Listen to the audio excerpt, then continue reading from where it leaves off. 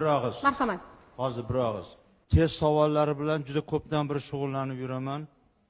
Bu yerda test markazidagi vakil o'tirganlar uchun aytmoqchiman. Bitta savolni eshitinglar, yaxshilab eshitinglar. Jarangli undoshning jarangsiz jufti bilan shakldosh so'z yasovchi qo'shilgan o'zlashma o'zak antonimiga sinonim so'z to'ldiruvchi vazifasida kelgan gap ishtirok etgan qatorni toping. Yana bir marta domla.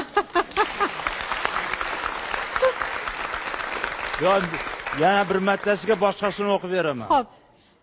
Havola bo'laki, qo'shma gap haqidagi nechta hukm noto'g'ri? Havola bo'laki, qo'shma gaplar har doim sodda gap bilan sinonim bo'la oladi. Havola bo'lakli qo'shma gaplarda ergash gap bosh gapdan oldin yoki keyin kelishi mumkin. Bosh gapni ergash gap takrorlarga olmosh o'rniga qo'yish mumkin.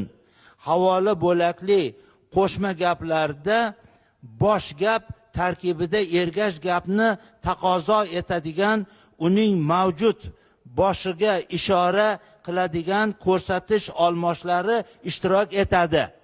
Mutaxassis sifatida siz shu savollarga A javobida, endi bu yoqni eshiting. Xo'p. A javobida 3 ta, B javobida 2 ta, S javobida 1 ta, D javobida 4 ta. Siz mutaxassis sifatida qanday baholaysiz mana shu savolni? Men mutaxassis sifatida bolasi yo'q odam tuzgan bu savolni deyman.